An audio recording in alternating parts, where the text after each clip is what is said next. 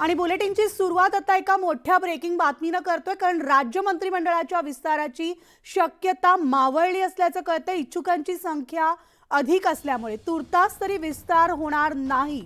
वरिष्ठ पातळीवरील सूत्रांकडून न्यूज 18 लोकमतला ही माहिती मिळते। भाजपमधून मंत्रिमंडळ विस्ताराला स्पष्ट नकार देण्यात आलाय, तर शिवसेना आणि राष्ट्रवादी काँग्रेसचे नेते विस्तारासाठी आग्रही होते। मंत्रिमंडळ विस्ताराला भाजप विरोधामागील कारण काय हे जाणून घेऊयात ग्राफिक्सच्या माध्यमातून।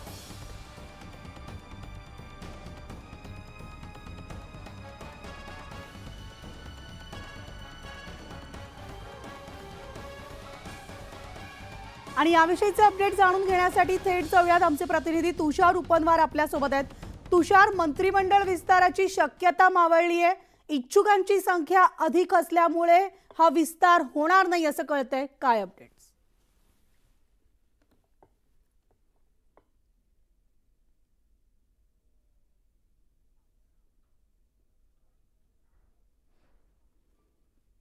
तर आत्ताची या क्षणाची सगळ्यात मोठी ब्रेकिंग बातमी ती म्हणजे राज्य मंत्रिमंडळाच्या विस्ताराची शक्यता मावळली आहे।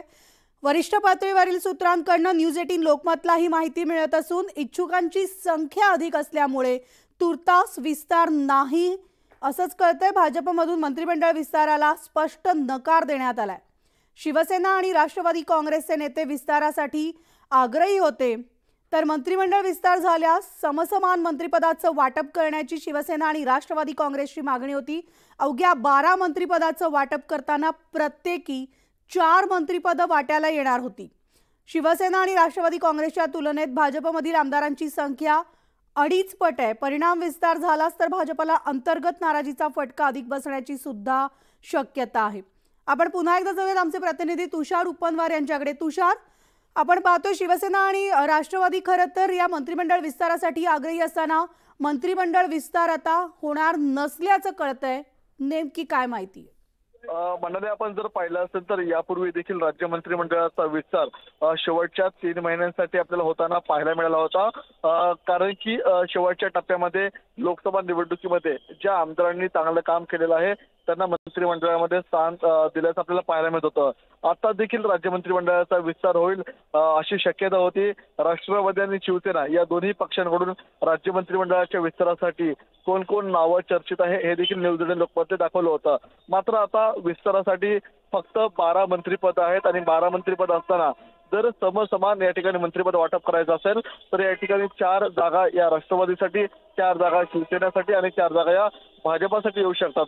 मात्र भाजपामध्ये इच्छुकांची संख्या जास्त आहे, भाजपामध्ये आमदारांची संख्या जास्त आहे, त्यामुळे नेमकी 4 ते 5 जागा कुणाला द्यायच्या याकडे सर्वांचं लक्ष लागलं होतं। त्यामुळे अंतर्गत नाराजी ही मोठ्या प्रमाणात वाढू शकते, म्हणून भाजपच्या वरिष्ठ नेत्यांनी मंत्रिमंडळ विस्ताराला हिरवा कंदील दिला नाही।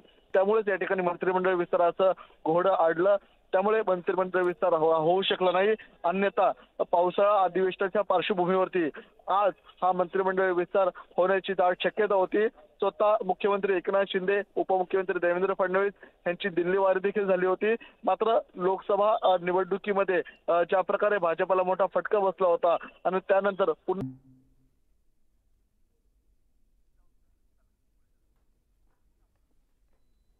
निश्चितच आमचे प्रतिनिधी तुषार उपनवार आपल्याला सविस्तर अपडेट्स देत होते। मात्र पाहतोय आत्ताची राज्यातली सगळ्यात मोठी बातमी म्हणावी लागणार आहे, कारण मंत्रिमंडळ विस्ताराची शक्यता मावळलेली आहे आणि याचे पडसाद जे आहेत ते उद्याच्या अधिवेशनात पाहायला मिळत आहेत का याकडे सुद्धा आता आपलं लक्ष असणार आहे।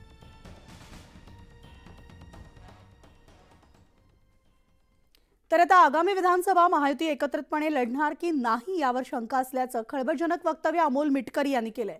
55 जागा आम्हाला कमी असून गेल्या निवडणुकीप्रमाणे सन्मानजनक 80 ते 100 जागा राष्ट्रवादी काँग्रेसला मिळाव्यात अशी अपेक्षा मिटकरींनी व्यक्त केली असून तसं न झाल्यास आम्हाला विधानसभा निवडणूक वेगळी लढवावी लागेल असा इशाराच अमोल मिटकरींनी महायुतीला दिलाय। विधानसभेमध्ये अकोला आणि वाशिम मिळून 7 ते 9 जागा राष्ट्रवादी काँग्रेसला मिळाव्यात अशी देखील मागणी त्यांनी केलेली आहे।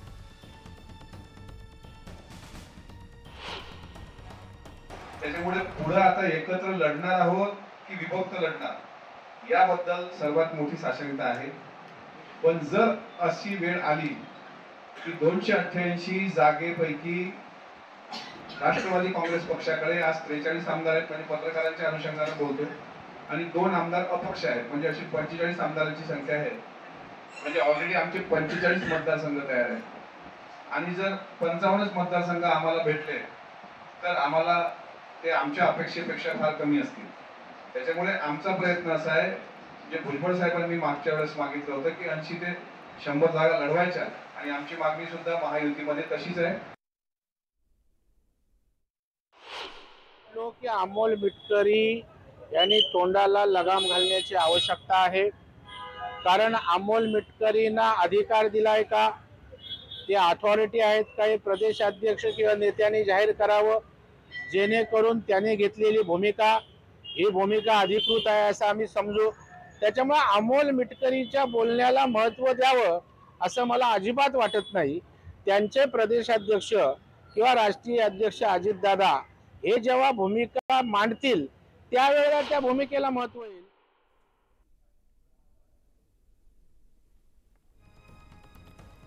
तर आपण पाहिलं की प्रवीण दरेकर यांनी न्यूज 18 लोकमतशी बोलताना त्यांनी स्पष्ट केलेलं आहे की अमोल मिटकरींनी जे त्यांचं मत मांडलंय ही भूमिका पक्षाची आहे की वैयक्तिक आहे हे अजित पवार यांच्याकडून स्पष्ट होईल. त्यामुळे जागा वाटपांबाबत महायुतीमध्ये अद्याप कोणतीही चर्चा झालेली नाही आणि त्यामुळे या वक्तव्याला आम्ही कोणत्याही प्रकारची प्रतिक्रिया देत नाही असं दरेकर यांनी म्हटलंय.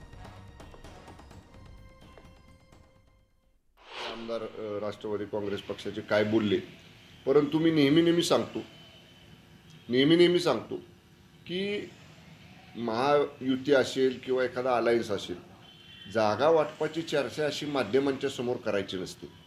जागा कुणाला किती लढायच्या त्या जे वरिष्ठ नेते असतात आपले, आता समजा महायुतीमध्ये माननीय मुख्यमंत्री एकनाथजी शिंदे साहेब, माननीय उपमुख्यमंत्री अजितदादा, माननीय उपमुख्यमंत्री फडणवीस साहेब, जानकर साहेब, आठवले साहेब, हे जे प्रमुख नेते आहेत ही एकत्र बसतील ना आणि ठरवतील ना जागा. त्यामुळं अमोल मिटकरीने आत्ताच असं म्हणणं की प्रत्येकाने 100 जागा लढा नाहीतर पुढचा काय वेगळा विचार करू, अशी वक्तव्य करून ना विनाकारण महायुतीमध्ये गैरसमज निर्माण होतात.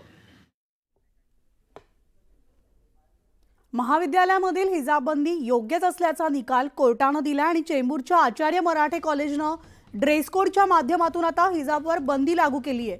आत्ताची आपण एक मोठी बातमी पाहतोय. हिजाब बंदीला 9 विद्यार्थिनींनी मुंबई उच्च न्यायालयात दिलेलं आव्हान फेटाळण्यात आलंय. तर हिजाब बंदी धार्मिक स्वातंत्र्यावर गदा आणणारी असल्याचं याचिकेतून दावा करण्यात आलेला होता. मात्र याचिकेमधील आरोपांचं कॉलेजकडून हायकोर्टात जोरदार खंडन करण्यात आलेलं असून कुठल्याही धार्मिक भावना दुखावण्याचा हेतू नसल्याचं कॉलेजच्या वतीनं सांगण्यात येतं. आणि याविषयीचे अपडेट्स आपण जाणून घेऊयात. आमचे प्रतिनिधी प्रशांत बाग आपल्या सोबत आहेत. प्रशांत, आत्ताची सगळ्यात मोठी बातमी ती म्हणजे महाविद्यालयातील हिजाब बंदी योग्य असल्याचा निकाल आता कोर्टानं दिलेला आहे आणि हे चेंबूरच्या आचार्य मराठी कॉलेजच्या ड्रेस कोडच्या माध्यमातून हिजाब बंदीवर लागू करण्यात आल्याचं कळतंय. काय अपडेट्स आहेत? निघाली या खटल्याची सुनावणी सुरू होत असताना कर्नाटक उच्च न्यायालय त्याचबरोबर सुप्रीम कोर्ट यांच्याही अनेक केसेसचा दाखला या पूर्ण प्रकरणात देण्यात आला. न्यायमूर्ती चांदोरकर यांच्या कोर्टामध्ये याची सुनावणी पूर्ण झाली होती. त्यांनी निकाल राखून ठेवला होता. आज त्यांनी तो निकाल देताना जी भूमिका आचार्य मराठे कॉलेज चेंबूरचं आहे त्यांनी जी घेतली आहे ती अत्यंत योग्य आहे आणि हिजाब बंदी जी कॉलेज महाविद्यालयाने केलेली त्याचं त्यांनी समर्थन केलं. याचिका सुद्धा त्यांनी ती डिसमिस केलेली आहे. 9 विद्यार्थिनींनी जो आक्षेप घेतला होता कॉलेज आणखीन प्रशासनानं घेतलेल्या निर्णयाचा, याचा विरोध ज्यांनी केला होता ती याचिका सुद्धा त्यांनी फेटाळली आहे. महत्वाचं निरीक्षण या सगळ्या विषयामध्ये हे नोंदवण्यात आलेलं आहे की महाविद्यालयाच्या वतीनं जो युक्तिवाद करण्यात आला होता, हिजाब बंदी ही पर्टिक्युलर फक्त एका रिलिजियस बाबतीत नाही तर कोणत्याही रिलिजियसच्या बाबतीत जे धार्मिकीकरण महाविद्यालयाचं व्हावं याला आमचा आक्षेप आहे. हा आक्षेप फक्त एका धर्मापुरता नाही तर हा सगळ्या धर्मांसाठी ड्रेस कोड जो आहे तो लागू आहे. कॉलेजमधलं वातावरण हे अधार्मिक असावं, आणखीन ते अत्यंत ट्रान्सपरंट पारदर्शक असावं, ही जी भूमिका कॉलेज महाविद्यालय प्रशासनानं हायकोर्टात मांडली. न्यायमूर्ती चांदूरकर यांनी ती भूमिका मान्य करत या 9 विद्यार्थिनींचा जो आक्षेप याचिका होती ती फेटाळली आहे, अक्षरशः डिसमिस सुद्धा केली आहे. आणि हा सगळ्यात महत्वाचा निर्णय आपल्याला नक्कीच मानला जातोय कारण आपल्याला माहिती आहे की या विषयावर एक मोठं वादळ उठलं होतं. कर्नाटक राज्यामध्ये सुद्धा ही केस गाजली होती. मुंबई उच्च न्यायालयामध्ये सुद्धा ही गाजली. सुप्रीम कोर्टापर्यंत हा पूर्ण विषय गेला होता आणि याचमुळे आजचा हा निकाल, हा ऐतिहासिक निकाल महाराष्ट्रासाठी नक्कीच मानला जातोय. अर्थातच हा निकाल येत्या काळामध्ये अनेक महाविद्यालयांमध्ये हिजाब बंदी म्हणजे की यावर एक दिशादर्शक निकाल निश्चित ठरू शकतो. मिनाली. निश्चितच प्रशांत, धन्यवाद या सविस्तर माहितीसाठी.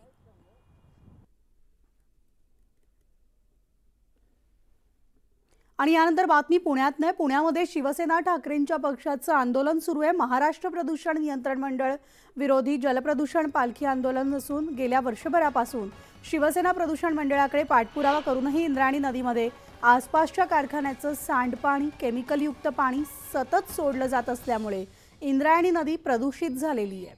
तर वारकरी इंद्रायणी नदीचं पाणी तीर्थ म्हणून सेवन करतात आणि त्यामुळे वारकऱ्यांच्या आरोग्याला धोका निर्माण झालाय.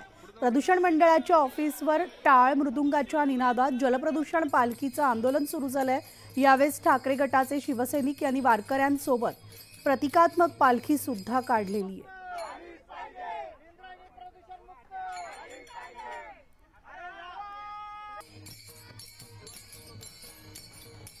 तरी दृश्य आपण पुण्यामधली पाहतोय. ठाकरे गटाचं जलप्रदूषण आंदोलन या ठिकाणी सुरू असून जलप्रदूषण नियंत्रण मंडळ विरोधात हे पालखी आंदोलन काढण्यात आलेलं आहे. गेल्या वर्षभरापासून शिवसेना प्रदूषण मंडळाकडे पाठपुरावा करून देखील इंद्रायणी नदीमध्ये आसपासच्या कारखान्याचं सांडपाणी, केमिकलयुक्त पाणी सतत सोडलं जात आहे आणि त्यामुळे इंद्रायणी नदी प्रदूषित झालेली आहे. याविषयीचे अपडेट जाणून घेणार आहोत आमचे प्रतिनिधी वैभव सोनावणे यांच्याकडनं. वैभव. गेले वर्षभर सातत्यानं उद्धव ठाकरे गटाकडून या प्रदूषण नियंत्रण मंडळाकडे अर्ज करण्यात येत होते. अनेकदा इंद्रायणी नदीच्या पाण्यावरती मोठा फेस आलेला आपण पाहिलेला होता. आसपासच्या कारखान्यांमध्ये जे रसायनं जी बाहेर सोडली जातात ती थेट इंद्रायणी नदीमध्ये सोडली जात होती कुठल्याही प्रक्रियेशिवाय आणि त्याच्यामुळे नदी ही प्रचंड मोठ्या प्रमाणावरती प्रदूषित झालेली होती. या सगळ्याचा सातत्यानं महाराष्ट्र प्रदूषण नियंत्रण मंडळाकडे पाठपुरावा करून अर्ज करूनही त्याच्यावरती कुठलीच प्रक्रिया जी आहे ती अजूनही झालेली नाही. 2 दिवसानंतर वारीचं प्रस्थान होणार आहे. असंख्य लाखो वारकरी जे आहेत ते आळंदी आणि देहूमध्ये दाखल झालेले आहेत. या अशा परिस्थितीमध्ये या वारकऱ्यांनी इंद्रायणीमध्ये स्नान कसं करायचं किंवा ते कसे याच्यामध्ये राहतील असा आक्षेप घेत आज शिवसेनेनं मोठं आंदोलन जे आहे प्रतिकात्मक पालखीचं ते प्रदूषण नियंत्रण मंडळाचं जे कार्यालय आहे शिवाजीनगरचं तिथं सुरू केलेलं आहे. तशाच पद्धतीनं टाळ मृदुंग आणि वारकऱ्यांच्या वेशामध्ये हे कार्यकर्ते जे आहेत ते तिथं आलेत आणि या प्रदूषण नियंत्रण मंडळ कार्यालयाच्या बाहेर ही प्रतिकात्मक पालखी जी आहे ती काढण्यात आलेली आहे. थोड्या वेळानं या अधिकाऱ्यांना निवेदन देण्यासाठी सुद्धा हे कार्यकर्ते जे आहेत ते वरती जातील. मात्र खरंच इंद्रायणी प्रदूषण मुक्त होईल का, ती कधी होईल, ही वारकऱ्यांचे सुद्धा हे प्रश्न जे आहेत हे वारकऱ्यांचे प्रश्न आहेत. त्याचा निर्णय कधी होणार, अनेकदा राजकीय बैठका होऊन या सगळ्याबाबत चर्चा होऊनही परिणाम शून्य आहेत. त्यामुळे इंद्रायणी नदीचं प्रदूषण संपणार कधी हा मुद्दा जो आहे तो अखेर कायम तसाच उरतोय. याच्यावरती उत्तर शोधणं अत्यंत गरजेचं आहे. म्हणाले. निश्चितच वैभव, धन्यवाद या सविस्तर माहितीसाठी.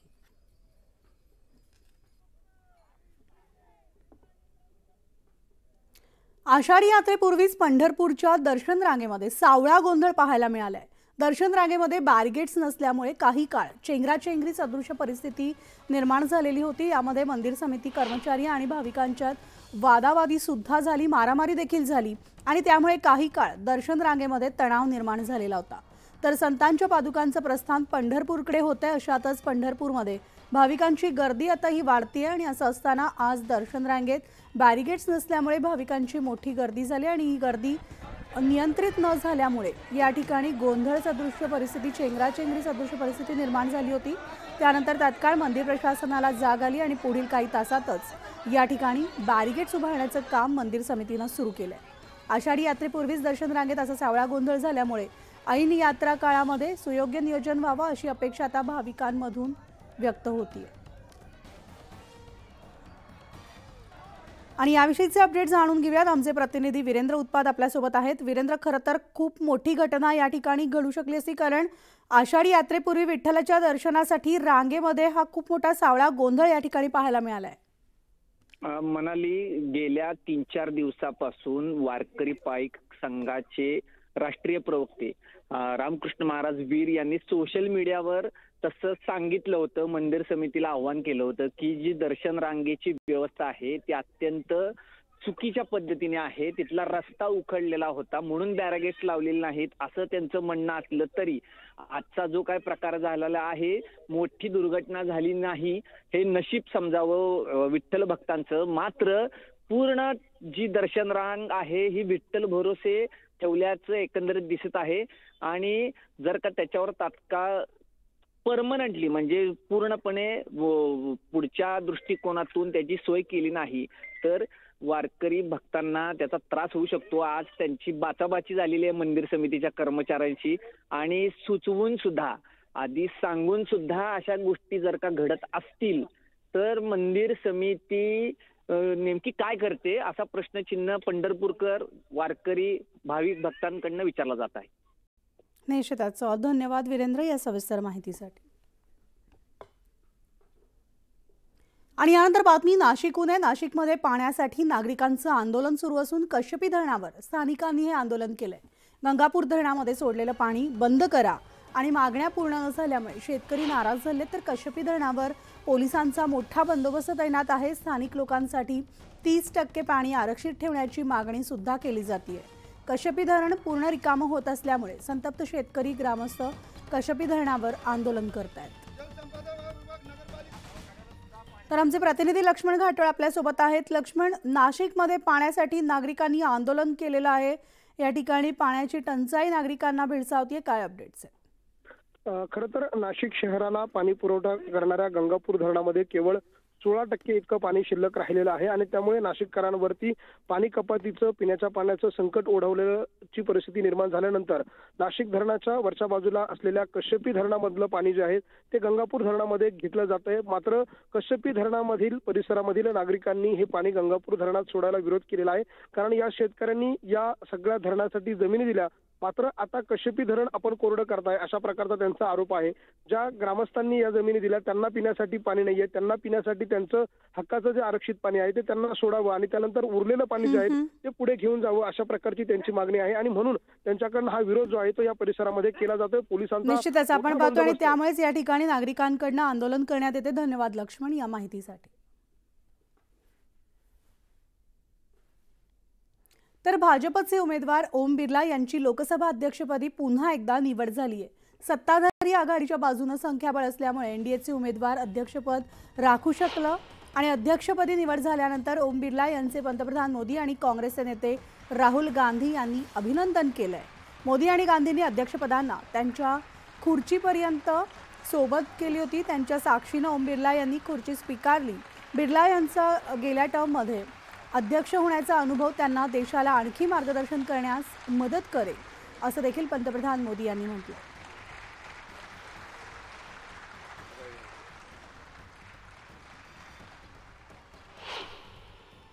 ये सदन का सौभाग्य है कि आप दूसरी बार इस आसन पर विराजमान हो रहे हैं. आपको और इस पूरे सदन को मेरी तरफ से मैं बहुत बहुत बधाई देता हूं. अमृत काल के इस महत्वपूर्ण कालखंड में दूसरी बार इस पद पर विराजमान होना बहुत बड़ा दायित्व आपको मिला है और आपका 5 वर्ष का अनुभव और आपके साथ हम लोगों का 5 साल का अनुभव, हम सबका विश्वास है कि आप आने वाले 5 साल हम सबका मार्गदर्शन भी करेंगे. तर एमआयएमचे नेता असदुद्दीन ओवैसी यांनी मंगळवारी नवा वाद निर्माण केलाय. लोकसभा सदस्य म्हणून शपथ घेताना त्यांनी पॅलेस्टाईनच्या समर्थनार्थ घोषणा दिली आहे. अर्थात ही घोषणा लोकसभेच्या पटलावरून काढून टाकण्यात आली आहे. मात्र सत्ताधारी पक्षाकडून ओवैसी यांच्यावर कारवाई करण्याची मागणी करण्यात येते. दरम्यान जय पॅलेस्टाईनच्या नाऱ्यावरून रणकंदन माजलं असतानाही असदुद्दीन ओवैसींनी माफी मागण्यास नकार दिलाय आणि मी माझ्या वक्तव्यावर ठाम आहे असं देखील ओवैसी यांनी म्हटलंय. मैं असदुद्दीन ओवैसी, जिसे लोकसभा का रुकन मुंतखब किया गया है, अल्लाह के नाम से हल्फ उठाता हूँ कि मैं भारत की आइन पर जो क़ानून के मुजब तय पाया है एतक़ाद रखूँगा, उसका वफ़ादार रहूँगा. मैं भारत के इक़्तिदार आला और सालिमियत को बरकरार रखूँगा और जिस ओहदे को मैं संभालने वाला हूँ इसके फ़राइज़ और वफ़ादारी से अंजाम दूँगा. जय भीम, जय मीम, जय तेलंगाना, जय फ़लस्तीन, तकबीर, अल्लाहु Akbar. Apology from you and also clamor to unseat you. There are also. Let them do whatever they want. I also a little bit of constitution. These empty threats will not work on me. अशा अतिरेक्यांचा जय जयकार कोण अगर करत असेल तर तो दोन पायावर कसा बाहेर येतो याबद्दल भारतीय नागरिकांनी विचार करायला पाहिजे. हाच प्रकार पाकिस्तानमध्ये झाला असता, चीनमध्ये झाला असता तर तिकडच्या संसदेने त्याला जिवंत पण ठेवला नसता, नागरिकांनी त्याला ठेचून मारला असता. ओवैसीला सांगतो, तुझ्यामध्ये खरंच हिंमत असेल ना, भर चौकात ये. तुला काय भारतीयांची आणि हिंदू राष्ट्राची काय ताकद आहे हे आम्ही दाखवायला तयार आहे. अशा ओवैसीची जीभ छाटून करमाचं भर चौकात त्याला उभं करायला पाहिजे. आणि हे कोण अगर छाटणार असेल तर त्यांनी माझ्याकडे यावं आणि पारितोषिक घेऊन जावं. पॅलेस्टाईनचा उल्लेख करणं हा गुन्हा आहे का? पॅलेस्टाईनच्या बाबतीत सरकारचं धोरण काय आपल्या भारत सरकारचे ते आधी स्पष्ट करावं. पॅलेस्टाईन हा एक देश आहे. पॅलेस्टाईनमध्ये मानवतेचा संहार होताना आम्ही पाहतो. मी त्यांच्या कृतीचं समर्थन करत नाही कोणाच्याही, आणि अशा प्रकारचा मानवी संहार होऊ नये ही नरेंद्र मोदींची भूमिका आहे. जगभरातून पॅलेस्टाईनमधल्या नरसंहारावरती चिंता व्यक्त करण्यात आली. हे आपण मान्य केलं पाहिजे. त्याच्यामुळे जर काही ओबीसींकडून चूक झाली असेल तर मग सरकारने कारवाई करावी ना. मुंबईमध्ये मवियाची बॅनरबाजी असून महायुतीवर बॅनरबाजीतून टीका करण्यात आली आहे. तर विधानसभेत सुद्धा परिवर्तन घडवणार अशा आशयाचे बॅनर सध्या मुंबईमध्ये झळकतात. आणि याविषयीचे अपडेट जाणून घेणार आहोत. आमचे प्रतिनिधी प्रणाली कापसे आपल्यासोबत आहेत. थेट प्रणालीकडे जाऊयात. प्रणाली, मुंबईत मवियानं बॅनरबाजी सुरू केलेली आहे, तर विधानसभेत सुद्धा परिवर्तन घडवणार अशा आशयाचे बॅनर सध्या मुंबईत झळकत आहेत. लोकसभेचा निकाल लागला आणि त्यानंतर महाविकास आघाडीचा जो कॉन्फिडन्स आहे तो खूपच वाढलेला आहे आणि त्यात उद्यापासून राज्यामध्ये पावसाळी अधिवेशन सुरू होत आहे. तत्पूर्वी महाविकास आघाडीचे आज विरोधी पक्षनेते जे आहेत विजय वडेट्टीवार त्यांच्या बंगल्यावर एक बैठक सुरू आहे आणि त्या बैठकीच्या नंतर पत्रकार परिषद घेतली जाणार आहे. ती पत्रकार परिषद जिथे होते त्या ठिकाणी ही बॅनरबाजी करण्यात आलेली. आपण पाहतो आहोत की या ठिकाणी एक कार्टून जे आहे ते काढण्यात आलेलं आहे, ज्याच्यामध्ये मुख्यमंत्री आणि दोन्ही उपमुख्यमंत्री आणि विधान भवन हे दिसून येत आहे आणि त्याच्यामध्ये काही आरोप जे आहेत ते करण्यात आलेले आहेत. तर दुसरीकडे इकडे बॅनर लावण्यात आलेले आहे, लोकसभेत संविधानासाठी लढलो, विधानसभेत आता महाराष्ट्राच्या स्वाभिमानासाठी लढू आणि जिंकू असं महाविकास आघाडीचं म्हणणं आहे. आणि सत्तेसाठी गद्दारी करणाऱ्यांचा होणार बंदोबस्त, विधिमंडळाचे पावसाळी अधिवेशन असं सुद्धा म्हटलंय. यावरून आपल्याला असं लक्षात येतं की यावेळेचं पावसाळी जे अधिवेशन आहे ते वादग्रस्त ठरू शकतं आणि या अधिवेशनामध्ये विरोधक नेमके कोणकोणते मुद्दे घेणार आहेत, कुठल्या कुठल्या मुद्द्यांवर ते प्रकाश टाकणार आहे, या सगळ्या मुद्द्यांवर आज महाविकास आघाडीची ही बैठक होती. आणि त्या बैठकीमध्ये जे काही मुद्दे, ज्या काही मुद्द्यांवर सरकारला धारेवर धरलं जाईल ते मुद्दे या ठिकाणी या बॅनर्सच्या माध्यमातून लावण्यात आल्याचं आपल्याला बघायला मिळतंय. धन्यवाद प्रणाली या सविस्तर माहितीसाठी. आणि या बातमीचा बुलेटिनमध्ये वेळ झाली तेच थांबण्याची. ताज्या घडामोडींसाठी पाहत राहा न्यूज 18 लोकमत.